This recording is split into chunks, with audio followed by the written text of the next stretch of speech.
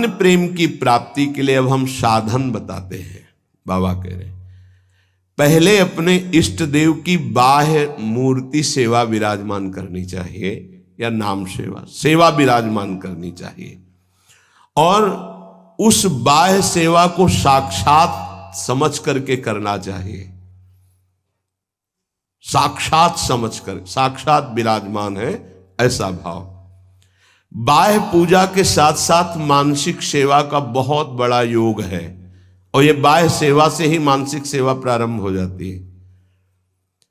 सेवा तभी पूर्ण होती है जब आप पहले उसका चिंतन करेंगे। चिंतन नहीं करेंगे तो सेवा पूर्ण नहीं होगी, वास्तविक सेवा सही नहीं हो पाएगी।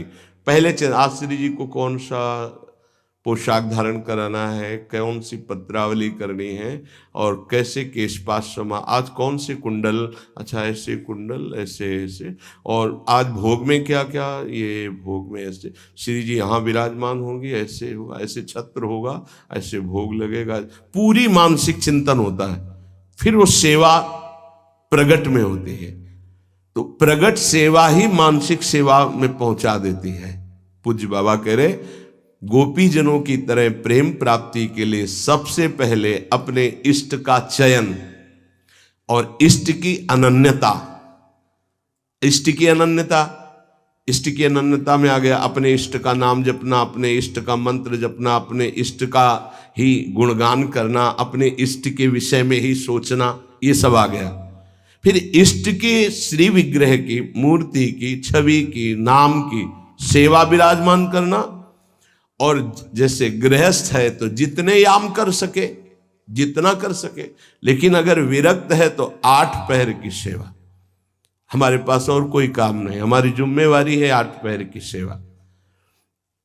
बाह्य पूजा, मानसिक पूजा, दोनों साथ साथ चलती हैं उपासक की। ध्यान दे करके अगर आप सेवा करोगे तो देखोगे आपकी मानसिक सेवा होगी। आज वो वाली नथ पहनानी है, वो ऐसे धारण करानी है, हाँ आज इस रंग की पत्रावली, इस रंग की चोली, इस रंग के ऊपर चुनरी, और इस रंग का लहंगा, और ऐसे ये जो हो रहा है ना, ये मानसिक सेवा हो रही है, बहुत बड़ी चीज हो रही है। देखो आप लोग जो चिंतन करते, आज फूल बंगला ऐसे बनाना है, आज ऐसे, बहुत बड़ी सेवा हो रही। आज श्री जी की रसोई, ये मानसिक जो सेवा, और बहुत जोर की सेवा, प्रगट सेवा का फल है मानसिक सेवा, और मानसिक सेवा ही सिद्धावस्था को प्रदान करती है। ये बात ध्यान दीजिए। और जो इष्ट का नाम मिला है वो केवल जबान से ही नहीं, चिंतन के साथ होना चाहिए। प्रेम की बात कर रहे हैं, केवल हम जबान से रट रहे मंगल है, लेकिन यहां कह रहे गोपी प्रेम की बात, गोपी जैसा प्रेम, उसका चिंतन होना चाहिए। जैसे राधा राधा तो हमारा चिंतन भी हो रहा है। बाह्य जप से बहुत समय लगेगा, जब बाह्य जप और आंतरिक चिंतन दोनों एक साथ होंगे, बहुत जल्दी वासनाओं का नाश होकर आनंद की उत्पत्ति होती है। केवल बाह्य जप से बहुत काल के बाद लाभ मिलता है, बाह्य जप के साथ आंतरिक ध्यान से बहुत जल्दी लाभ प्राप्त होता है। इष्ट देव का चयन, इष्ट देव की अनन्यता, इष्ट देव की प्रगट सेवा, मानसिक सेवा, और इष्ट देव का नाम ध्यान सहित जप, और इष्ट देव के ही गुणों का चिंतन करना। हमारी श्री जी का ऐसा स्वभाव, हमारे लालजू का ऐसा स्वभाव, उन्हीं की तरफ चिंतन करना। अन्य सब संबंध चिंतन को छोड़ना गोपी प्रेम की प्राप्ति है। महाराज जी सुनते हैं श्री सुखदेव जी का वैराग्य बहुत तीव्र और उच्च कोटि का था। क्या ऐसा कोई साधक वैराग्य नहीं धारण कर सकता? इस कोटि का वैराग्य क्या साधु के अंदर, साधक के अंदर नहीं आ सकता? निश्चित आ सकता है, पर ये सकामी साधक के अंदर नहीं, विषयी साधक के अंदर नहीं। जो निष्काम भाव से दृढ़ निश्चयी है कि केवल शरीर पोषण के लिए वस्त्र और भोग आदि, जो प्रारब्धवशात कोई चाह नहीं, उसके हृदय में तीव्र वैराग्य जागृत होता है, दृढ़ लक्ष्य, दृढ़ निश्चयी, शरीर की भी परवाह नहीं, नहीं खान पान ते भावे है, नहीं कोमल वसन सुहावे है, सब विषय लगे ते खारा है, हरि आशिक का मग न्यारा है। जो अंदर से दृढ़ निश्चयी नहीं है, अंदर से भगवत प्रेम का भाव लक्ष्य नहीं है, तो बाह्य त्याग फिर दंभ पैदा कर देता है, दिखावटीपना फिर आने लगता है, जो बहुत ही साधक के जीवन में धोखा पैदा कर देता है। ये बुद्धि है बहुत जल्दी सिद्ध होना चाहती, फिर वो नाटक शुरू कर देता है, बहुत शास्त्र विरुद्ध आचरण होने लगते हैं। इसलिए निष्काम भगवत प्राप्ति का दृढ़ लक्ष्य, निरंतर भगवत चिंतन, खान पान आदि से राग रहित, तो श्री सुखदेव जी जैसा वैराग्य आ ही जाएगा। पूज्यपाद बाबा कहते ऐसा नहीं कि उनको जो वैराग्य था वो किसी को प्राप्त ही नहीं हो सकता। लाखों हो गए हैं, देखा थोड़ी सबने, लाखों हो गए, लाखों हैं, लाखों होते रहेंगे। ये भगवान की सृष्टि है। जैसे जड़ भरत जी की स्थिति आई, उनसे ऊंची ऊंची स्थिति के ज्ञानी महापुरुष देखे गए, उनसे ऊंची स्थिति के ज्ञानी महापुरुष देखे गए, पर चर्चा उनकी गाई गई है। भगवान ऋषभदेव जी के पुत्र है, लेकिन ऐसे लाखों जड़ भरत हो चुके, लाखों होंगे। ये भगवान की सृष्टि, ऐसे ऐसे महापुरुष ब्रह्मबोध संपन्न देखे गए, जिन बिल्कुल निरपेक्षता की मूर्ति, निरपेक्षता की मूर्ति। हाँ, जिस दिन से सन्यास हुआ कभी वस्त्र ही नहीं धारण किया, दिगंबर, गंगा जी का किनारा वही, और ऐसा सरल स्वभाव कि मतलब देखने से ऐसा लगता था देखता ही रहे कोई। ऐसे सब जटा, सब बाल, से दिगंबर बैठे हुए, वो भोला बालक जैसा चेहरा, वो तपस्या के धनी, बड़े बड़े धर्म सम्राट करपात्री जी आदि साष्टांग दंडवत करते। असनी गंगा किनारे स्वामी श्री अनंग बोधाश्रम स्वामी, सेनपुर स्वामी श्री मग्नानंद सरस्वती जी, नजफगढ़ श्री स्वामी ओंकारानंद, ये गंगा का किनारा ना, एक से एक महापुरुष, सिद्ध महापुरुष। पूज्य बाबा, ये भगवान की प्राप्ति भगवान की इच्छा पर निर्भर है या पुरुषार्थ पर निर्भर है? भगवत प्राप्ति भगवत इच्छा पर निर्भर है कि वो जिसको चाहेंगे मिल जाएंगे, या अपना भी कोई पुरुषार्थ है? भगवान की आज्ञा का पालन करते हुए जो पुरुषार्थ करता है उसी को भगवत प्राप्ति होती है। ये कायरता नहीं कि बैठे भगवान की इच्छा होगी तो भगवान मिल जाएंगे, ऐसे कभी नहीं होगा। देखो जो वर्णन कर रहे हैं महापुरुष है, भगवान की आज्ञा का पालन करते हुए भगवत प्राप्ति के लिए बहुत प्रयासशील, जितनी हम में सामर्थ्य है, निश्चित उसको ही भगवत प्राप्ति होती है।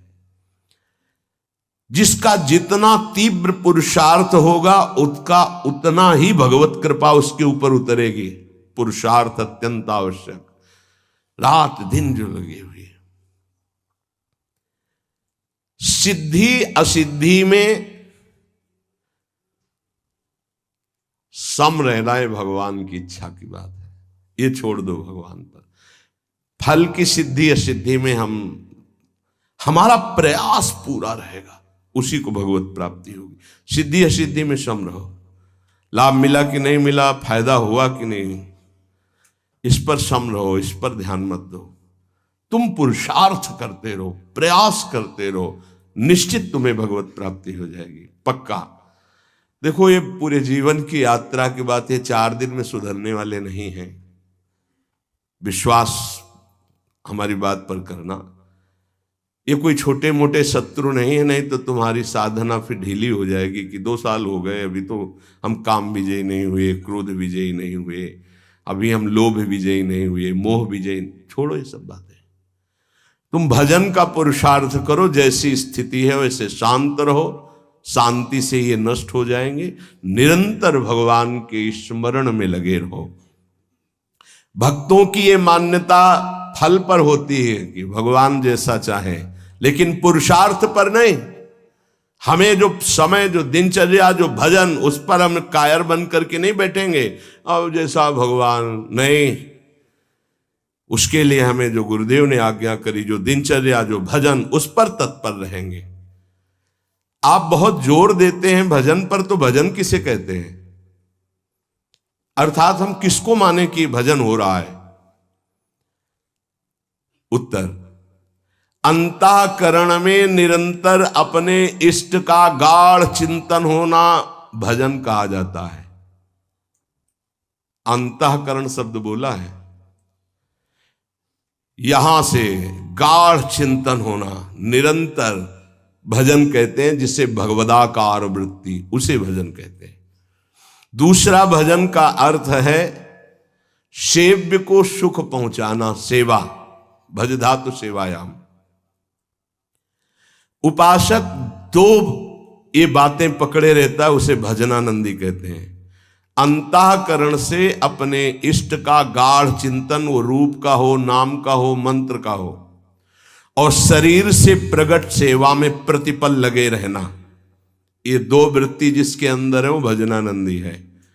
सेवा में चाहे वो गृहस्थी की सेवा हो, व्यापार हो, नौकरी हो, किसानी हो, या विरक्ति की सेवा में जो भी सेवाएं हैं, शरीर से प्रतिपल सेव्य को सुख पहुंचाने के लिए सेवा, और हृदय से प्रतिपल आराध्य देव का स्मरण, इसी का नाम भजन है। और यही भजन परमानंद प्रदान करता है, यही भजन महापुरुष बना देता है, यही सेव्य के समान कर देता है।